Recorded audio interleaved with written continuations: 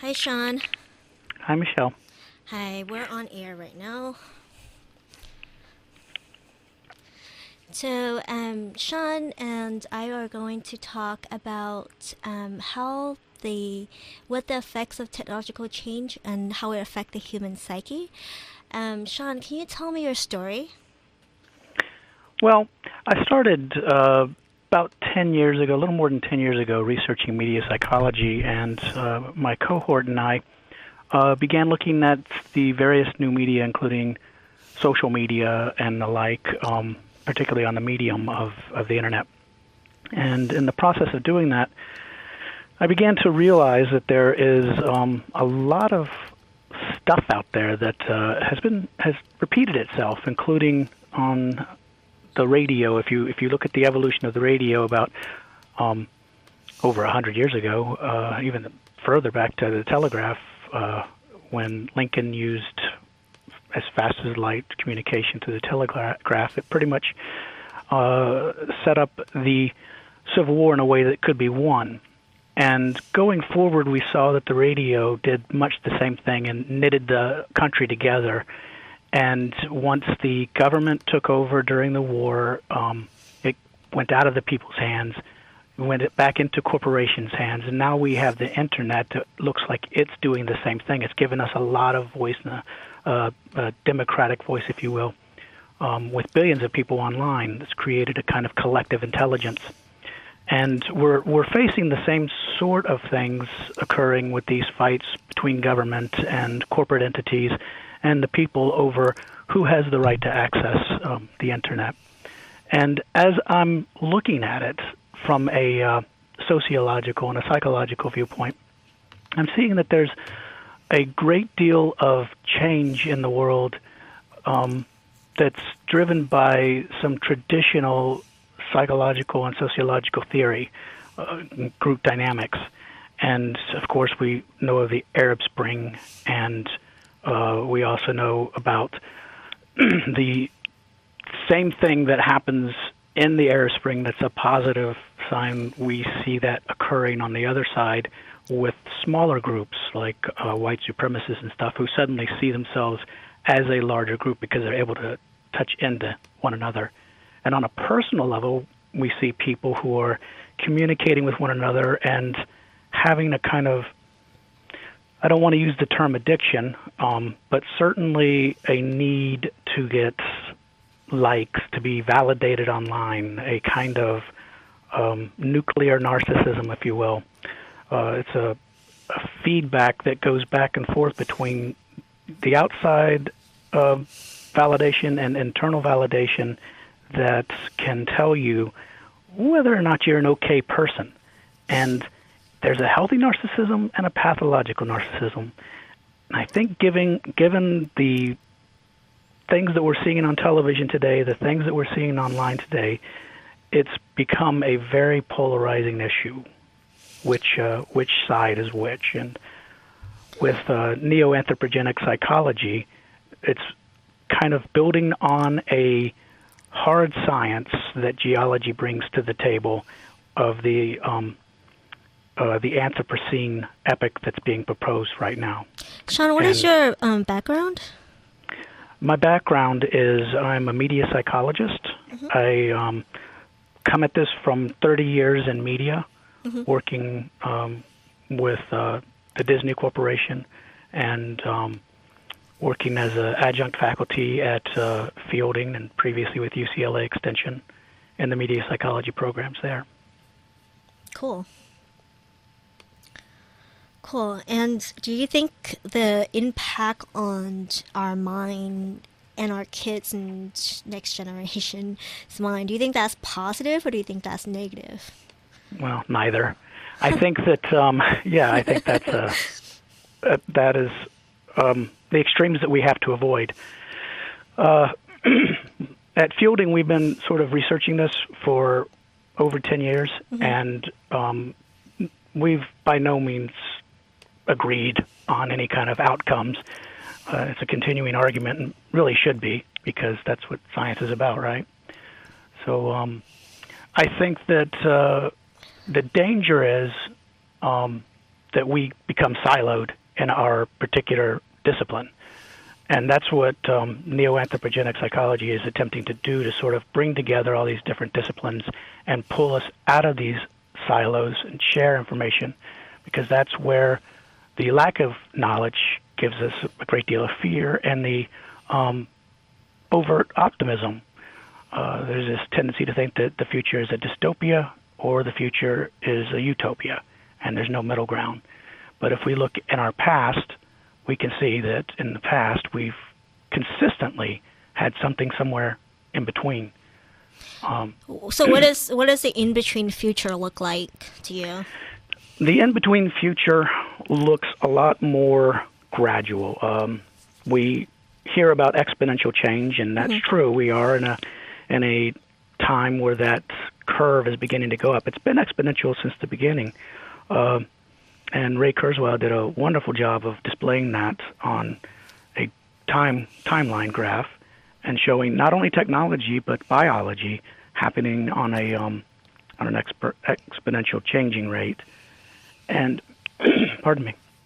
And in that process, it doesn't really show an overnight success. We often hear about the person who made it overnight and has this hit song or what have you. But the reality is it's built on many, many years of growing and understanding. We combine it, we move it together, and it moves forward. And sometimes there are certain amounts of conflict that prevent it from moving forward faster than it needs to move forward. And so there are more fits and starts than it is something that just suddenly thrusts forward. I would compare it to, as an analogy today, the weather versus climate change.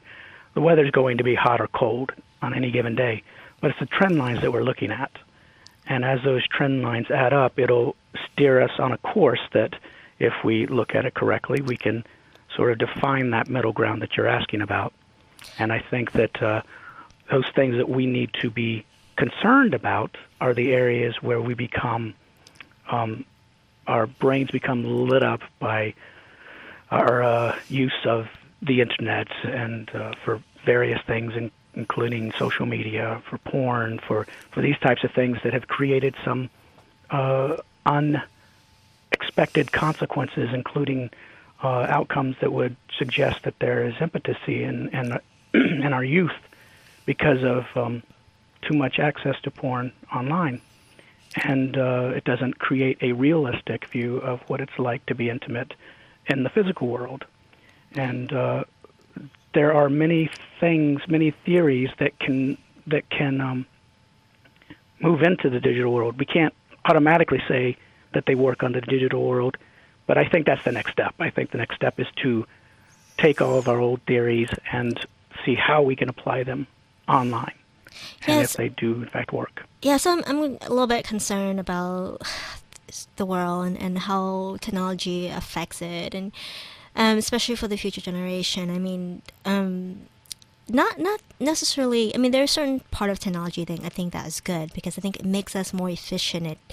It makes us more connected, but yet at the same time, it isolates people. Do I need to have 100,000 likes or followers in order to be popular, to be heard? Sure. Do I constantly need to look or spend 4 hours on makeup and look really nice to be photographed on Instagram? When we talk about porn, technology affects how people perceive love, and certainly love and sex is very different. And then we talk about shopping, people who can buy anything online, right? So, right. The whole, I think therapists call it a process addiction, kind of like gambling and working. That applies to shopping as well. So you basically do the same thing again and again and again. You get depressed, and then you do it over again and again. I think there are like 4 stages of addiction. And that isn't good, but nobody really talk about it, and nobody really talk about how technology affects our youth and the people, right? So Sure. how do we make people more aware of that, and how can we become more conscious of our actions and how technology impacts us? I mean, because I'm not just afraid of these behavior changes. I mean, in terms of privacy, I'm concerned about. There's a distinction. I'm more concerned about the targeting, but not just targeting when it's applicable to us, on a super level, on a superficial Hmm. level, but more on more on a deeper level. Like what it Sure. becomes like a witch hunt. Right. During communism, when there's that Red Scare, what do people do? They snitch out on people, right? So now that we have information, certainly people can look at our emails and subpoena them and all that stuff. And, now we have Alexa in our homes, right? So Right. how do we become more aware of, privacy, addiction, our changing perception on love and sex, changing perception on human communication, right? Like how we talk Hmm. to each other, not looking on the phone, resolving conflict, right? To maintain Hmm. relationships. And not unfriending when someone gets pissed Right. off, because that's what people tend to do, right? So how do we become more conscious, I guess? Well, it's very interesting that we're talking about these things right now. Um, and Joseph Weizenbaum, when he created Eliza back in the 60s, and Eliza famously was a chatbot that, was just answering questions or asking questions rather, and he tested it on grad students and his secretary, and he found that they became just really involved with it. So it was a very convincing chatbot, which doesn't say a lot about the chatbot. It just says a lot about how willing we are. We suspend our disbelief so easily. And he was really concerned. I'm not certain of this, but I believe up until his death, about AI and the way that it would do these very things that we're talking about. It would make it very difficult for us to understand what the difference is between a chatbot, something that's artificially creating and leading us in a circle, if you will, versus having a deep and involved conversation with someone else who's truly engaged with us and offering us actual feedback. Never mind with a professional, but just someone who is engaged and mindful of what we're saying to them. If one of the buzz phrases I'm hearing now is media literacy, and how we have to become more media literate, and education is the answer in a lot of ways. But how do you do that when you're being undermined by other forces who say, who's the deliverer of the message? I understand BBC is going out there in schools in the UK talking to kids about how to guard against fake news and that kind of thing. And that's great, except who's going to trust BBC when people are online saying they're fake news? So that, I think, is the huge question, Michelle, is where do we create our people that we trust? Where do we create our inner circle? And that's an answer I don't have for you. Yeah, no, I hear you. I mean, I have a nephew, and he was on YouTube, and he had a community on Roblox. He makes cars, and he makes cars drift. So he has a meetup group with all his friends. He's started doing this since he's 8 years old. And he, the times that he spent working on his community and just serving or helping, his friends and community members, and then all of a sudden he was just like, Michelle, you get too much criticism from everyone, I don't want to do this anymore. Mm-hmm. And then he just kind of gave up on this whole thing. And I'm just you really wanted to talk about like self-esteem, right? I mean, I guess maybe Right. that's where it begins. It's Huge part of it. just an identity, right? You have your own identity and you have other people's identity. So you have the internal and you have the external, right? So to what extent is the external more important than the internal? Should you make decisions because your gut tells you, your intuition tells you, or what? Yeah, or is that what you want to do, or or are you making decisions because what the world around you tells you, right? I mean, I'm on Twitter, and I see fangirls. You know, we're talking here about STEAM or STEM, and women in science and engineering. And then I'm on Twitter, seeing a lot of women or young girls, right? They are, identify themselves as fangirls, and they're powerful. They can change Twitter in 2 minutes. But yet it seems like, they're being shaped by the media, and at the same time want more women, like this Me movement, right? Me Too movement, where we want to empower women. I mean, how do we balance that? That's a great question. The first answer that comes to my mind is value our uniqueness. And it's the only thing that we individually have is our uniqueness. And once we sell that, once we give that away for a price, and if the price is only alike, then that devalues us. So to be a part of that crowd, there has to be some sort of give and take. And there is a theory that that goes along with that I actually did a case study on a couple of years back. And that theory is optimal distinctiveness theory. It states basically that we sit on a graph and we want to be a part of the group, and we want to push towards that part of the group as close as we can get as being absorbed into it. And then we go, wait a minute, that's a little too close, and we back it off a notch. And that's the optimal distinct point that we want to be on that graph.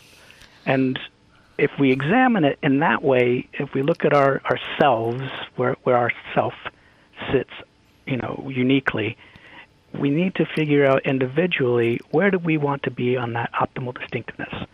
And when we're talking about certainly children, especially children with developmental theory and psychology, we need to have parental gatekeepers out there, because the time that they are online and engaged with others that we're unfamiliar with, and let's face it, we're not going to be familiar with the entire internet, is time that they are susceptible to, some sort of undermining to their character, their self-esteem, as you suggested, and some things they're simply not going to say out loud, not because they're trying to hide anything, but because they just don't think about it, but it just trickles into their mind, and they absorb it and they accept it because it's there and it's been said to them. And it's for that reason that I'm consistently telling parents of young children to have a time when the electronic devices are put on a plug and set aside, and family time, and always make a bit of family time every day so that you can unload everything that's happened. A best time of day, a worst time of day. Tell me about your day. At dinner table is the best. And those tried and true methods still work in the electronic age. It's when those walls, those protective walls in our house, and other people entering our house at all hours of the night through medium and interacting through that medium, that trouble begins to happen, because we don't have, as parents, knowledge of what's going on in our house, right under our noses. I want to talk about YouTube a little bit. So I have nieces and nephews. My niece is about 4. I think one of my nephew is 7, and then the other one is 13. Then I have another set of niece and nephew who is like about 7, and then 10 maybe. And they don't watch TV, but they are on YouTube. So they know like all the famous YouTubers. They don't really know Pi. Who is Pi? But they know Yak King. I mean, or Paul Logan.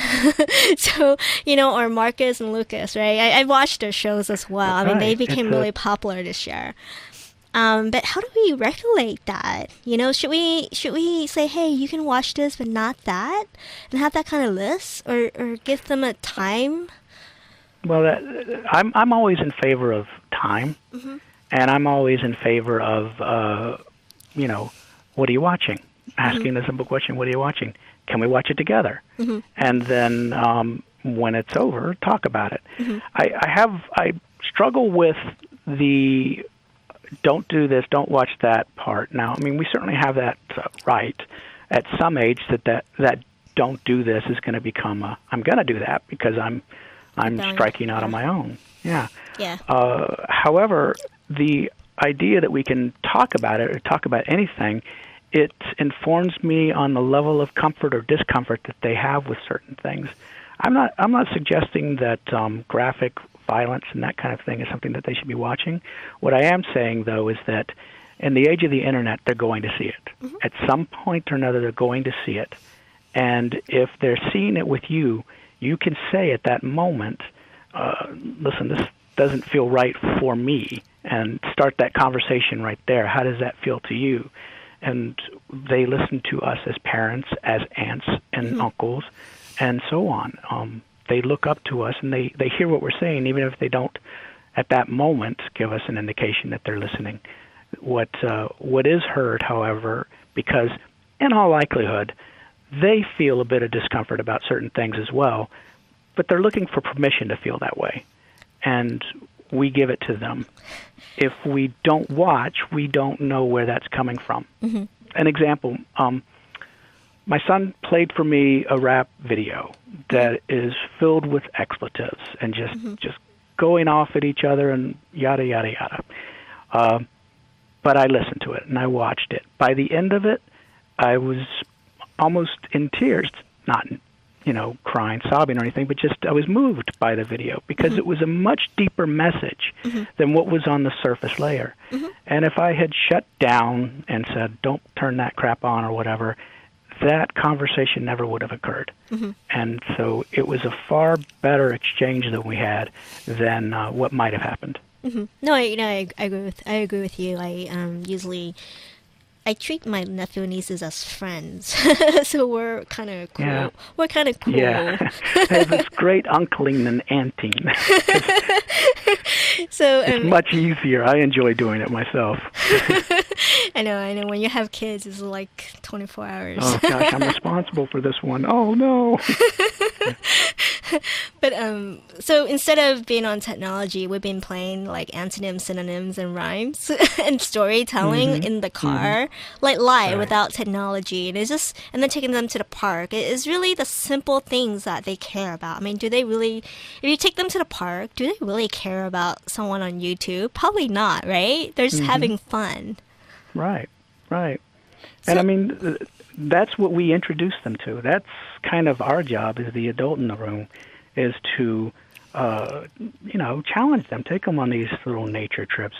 Don't be afraid of the electronic device. Just also don't be afraid to say, hey, turn it off.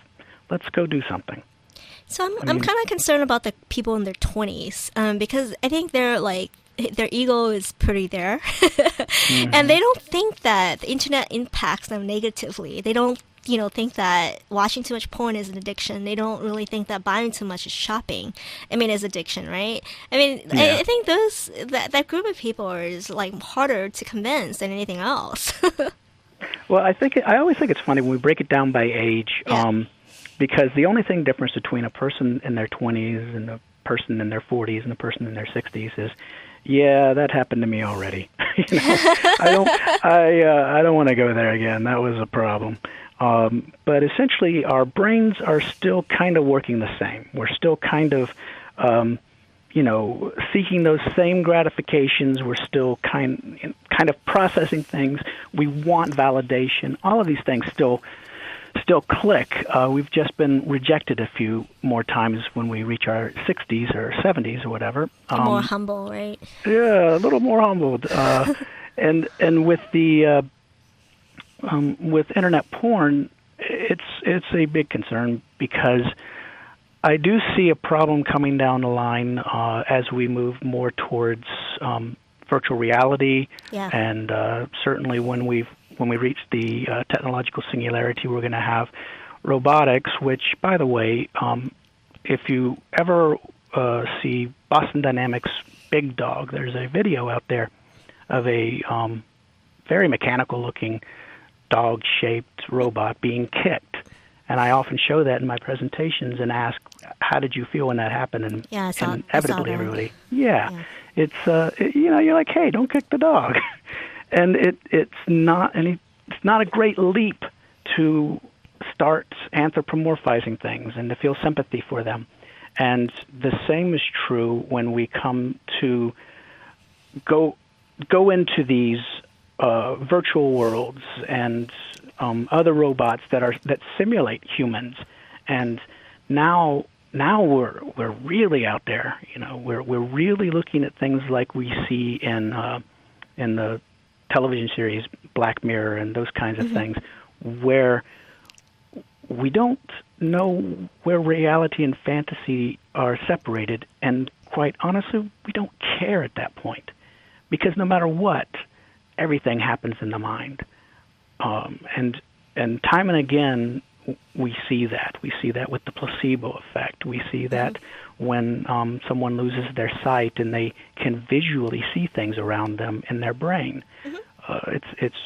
There's repeated studies that show that the brain is the seat of our reality. And if we don't need to move our body and we can just sit in a lazy boy all day, then why wouldn't we seek a kind of external validation through these external devices? And in that situation, as a species, just talking about evolutionary dynamics, and this gets back to neo-anthropogenic psychology, as a species, why procreate? Why? What's the urge to do that? And in our brains, whether we know it or not, the brain is actually shutting down that area and creating a less and less of a need for potency. And then you have a generation who grows up not desiring anything outside of the virtual world and these false alternatives to real relationships and real mates. And that's thinking way down the line.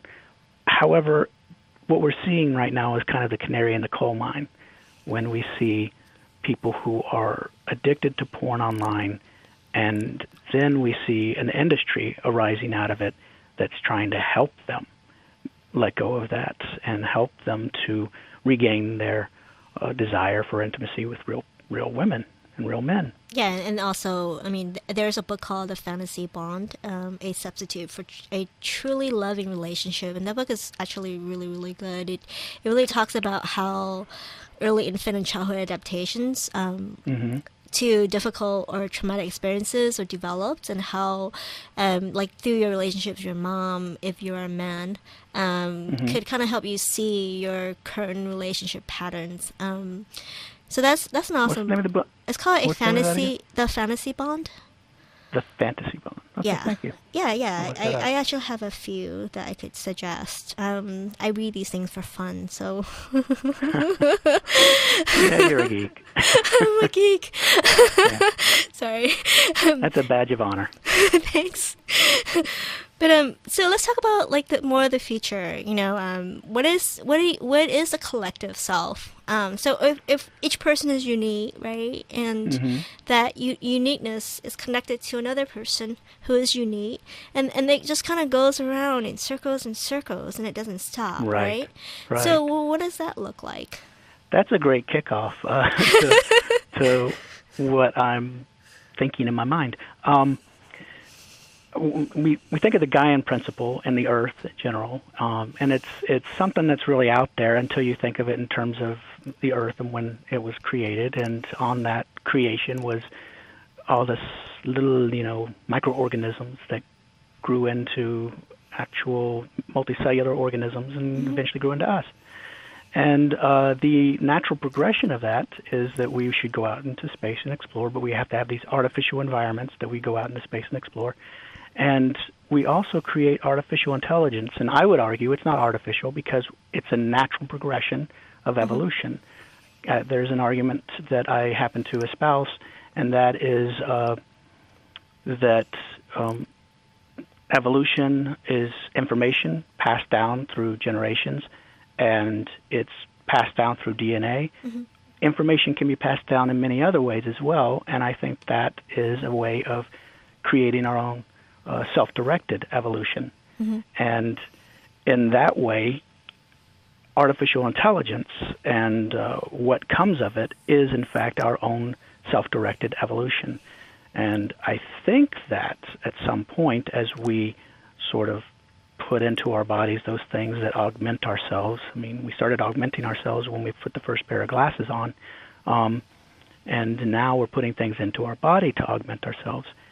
As we move forward, those things are going to replace a lot of the things on our body, and we're going to bioengineer things. And we hear a lot of talk about immortality, which is something I don't believe in. I think that we are going to extend our health, we're going to extend our lives, and perhaps indefinitely, but things must come to an end, and it will end. Aubrey de Grey is somebody whose work I admire insofar as he says basically the same thing, that we can fight aging, we can work on the things that kill cells and rejuvenate them and maintain them, but we can't stop the eventual death of the human being, because eventually, whether in mind or body, we just say, hey, it's time, and accidents happen. Also, I believe that the idea of uploading our consciousness is sort of a misguided concept of immortality, because when we interact with the world around us, it's ourselves that are receiving that feedback loop that we were speaking about just moments ago, and how we shape ourselves. In that feedback loop is the bias of our own and the bias of the person who's speaking to us. And suppose you had your consciousness uploaded into a machine and you kept talking, it's all you there, but ultimately people are going to talk to you differently and give you different kind of feedback, and you are going to change as a result of that. That process means that, Michelle's going to be a little different in the future, and the person who was Michelle is now gone. But I feel like I should have a core in me that will remain the same. And that's the essence of me. And that may be. And right now, the way that I see it is that core in you, because of my own personal spiritual beliefs, I believe that core in you is separate from the knowledge that you've gathered. It's separate from your physical being, and it goes into some, crazy whatever. I mean, I can't even begin to imagine what that would be, but what I do know is that... it's on Facebook. Oh, it's on Facebook? Okay. My consciousness is on Facebook. Yeah. Well, your story is, that's for sure. And we strive to have meaning. I mean, that's our goal in life, right? To matter. And essentially, what I really want to accomplish by this whole approach with this neo-anthropogenic psychology is to bring enough people into a room, if you will, a larger room, an internet chat room, that we're sharing these ideas like you and I are sharing right now, so that we're informed not just by engineering or biology or mathematics or computer sciences, but by the whole self, the Gestalt way of viewing how we're going forward towards this technological singularity. If we don't do that, then the dystopian world is a guarantee, because we create fears. We're going to have conflict if we don't do it transparently. Yeah, I went to the UX Awards this year, and Alan Cooper basically spoke about his idea of being a legacy to your granddaughter or grandson, Mm. So I forgot what his name is. I think it was the grandfather effect or something. Mm-hmm. And that's his legacy that he wants to create. So Mm-hmm. it's really about changing the world and changing what we have right now as from a technical perspective, and just really making it better, right? Making it good. Right. So I think that's really, really awesome. Yeah, I think so too. I mean, I'm working with reality dot science right Uh-huh. now, and I mean, we're basically the name says it all. Reality dot science is putting science into reality, and how do Hmm. we practically apply it? And one of the things that I would like to do is part of that legacy project, and I am trying to create augmented reality that helps to tell stories that are more complete. Hmm. And I have a project that I'm working on right now with the Vietnam Memorial because my father was killed in Vietnam. And so there is a certain personal connection to that, Hmm. and it's the perfect place for me to start. And that would be, for me, if I got it completed, the legacy project for my kids and grandkids, and I would feel like I mattered at that point. That sounds like super awesome. Have you heard of the Holocaust Project? Uh, So, no, so yeah, the I need to introduce you to the man who made it happen. Basically, hmm he was approached. He wasn't. He was approached by a nonprofit and of Holocaust survivors. So they basically digitalized the humans, hmm like using VR, AR, 360 camera, right, to actually make the human. And then using wow, AI on the back end, they basically talk to the person, interviewed him or her, for hours and hmm hours, gets like tons and tons of questions. So, and then they put these digital humans into museums. So that is because they're awesome. like 70 or 80 years old, right? So history Sure, will be yeah. gone if they're gone. So they preserve the stories that way. And I thought that was like super cool. I mean, I think this person might be interested in your project, so maybe you could talk to him. I would love to. Okay, That would be awesome. I'll wonderful. I'll do an introduction.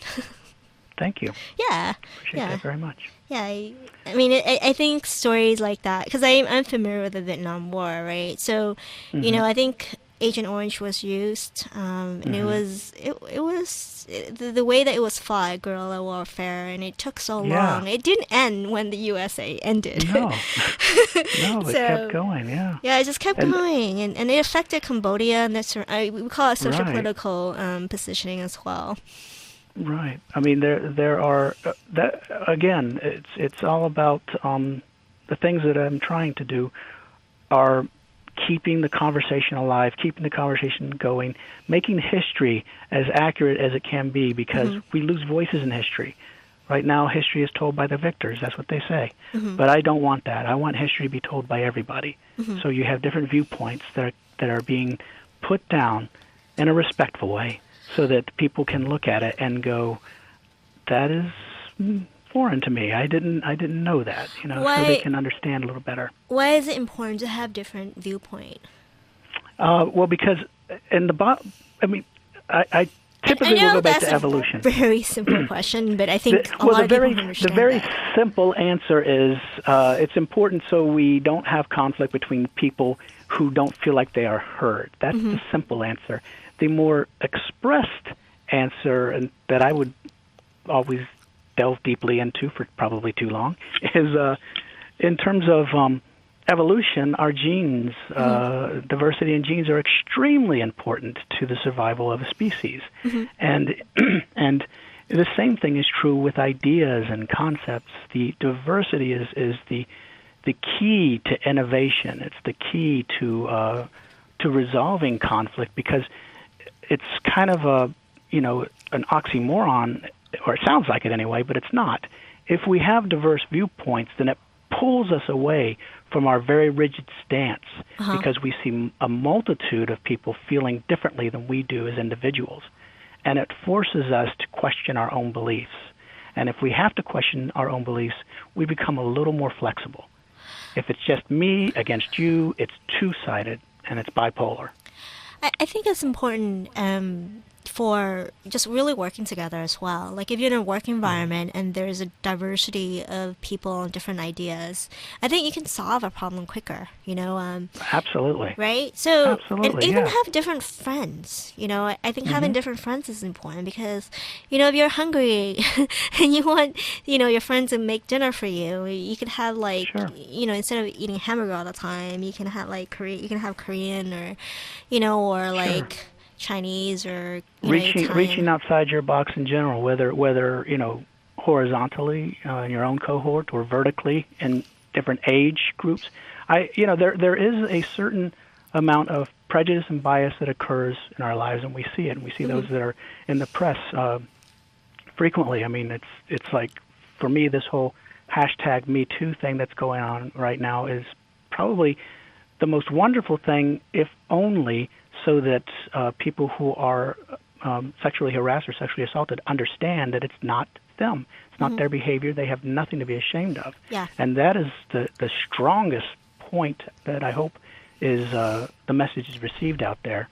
And on the other side of that, the flip side of it, there is a different kind of prejudice that happens when you have ageism, when you have people who will look at somebody in their 20s and they'll say something that is really, a strong statement, and they'll dismiss it because they're young, or they'll look at somebody who's older and dismiss it because they're old and feel like they're disconnected. So there's these little pockets of prejudice that are out there that are acceptable because it's just not something that's on people's radar. And that's why each person has to look at it carefully in their own world, in their own space, to make sure that they're not doing that on a personal level. Yeah, I think when there are situations like sexual harassment or rape and things like that, I think sometimes, as a victim, we think that something is wrong with us. But I think if we look at it as, okay, the other person might have limitations that we don't know about, or because a lot of times it might be from families, or it might be from emptiness inside, that hole inside, right? And usually when people or who have addictions, it's not the addiction that's the problem, is that emptiness inside of them, and they need to do things to fill that emptiness, right? So once they are connected, that addiction goes away. So it's just really something that consciously, that the people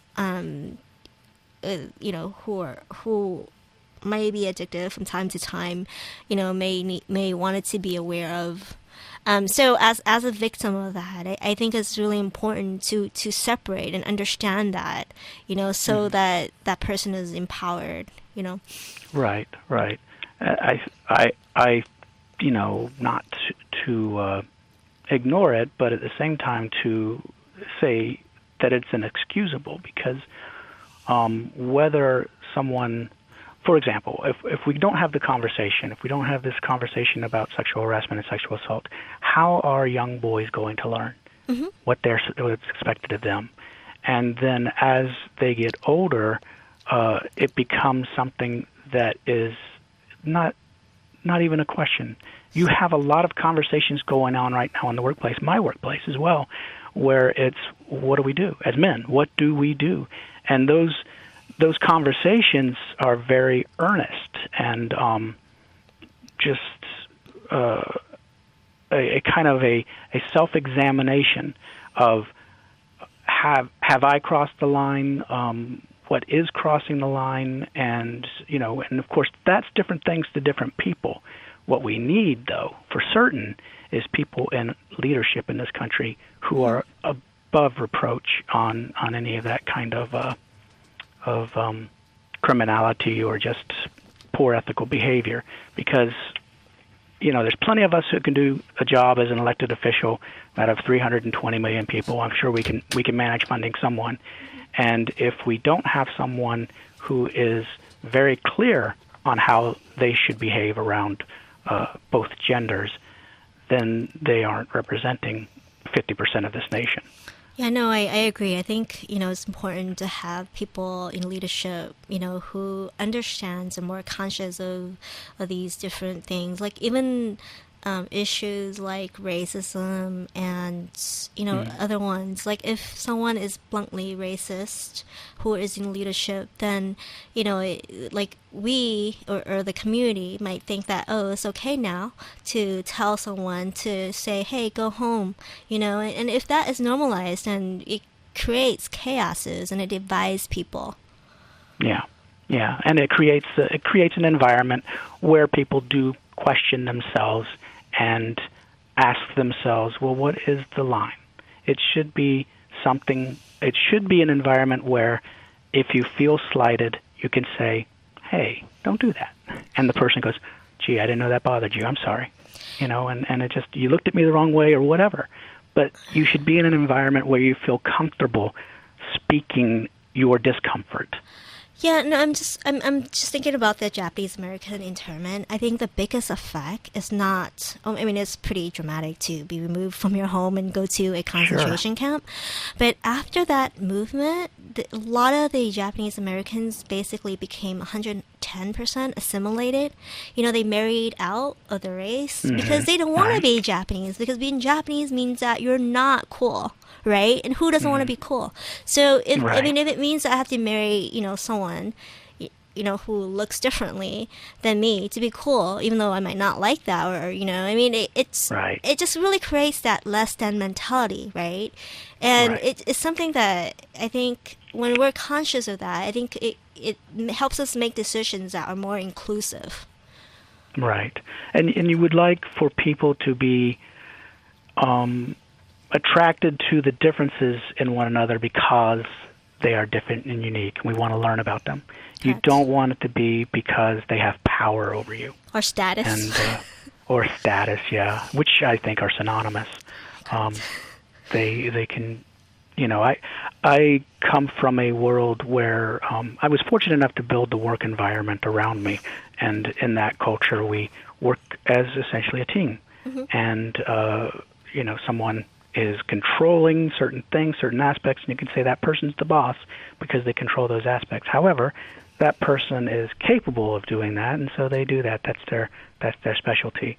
The other person who is doing something that might seem menial is more capable than any one of us, and they do that. So the hierarchy should disappear in the relationships and in the office. And if they show themselves, then that I tend to see more as a level of incompetence on the person who is pushing their authority. Of course, sometimes you have to exercise authority, but it's always done in a way that's respectful, and if it's something that's a very serious matter, it's taken behind closed doors so that it's not a way to embarrass someone. And when we talk about these things on the internet, that's what we're really speaking to. We find a lot of ways to embarrass people and bully them. We create ways. We're very inventive. So, Sean, we're almost 4, and I wanted to ask you if people wanted to help you with that project, where can they find you? Well, I have my LinkedIn account, so you can just find me there. It's pretty easy to get a hold of me there. And there's also reality.science. I work with that group, and they can give me the message. Okay. Sean's last name is T-H-O. Go ahead. T-H-O-E. That's all right. T-H-O-E-N-N-E-S. Okay. And it's actually pronounced tennis. Tennis? Really? Believe it or not. Oh, Tennis, I didn't know how to pronounce it. So, thank you so much. You're so very welcome, and thank you. I enjoyed this. Yeah, me too. Okay, bye-bye. Bye-bye, Michelle. Bye-bye.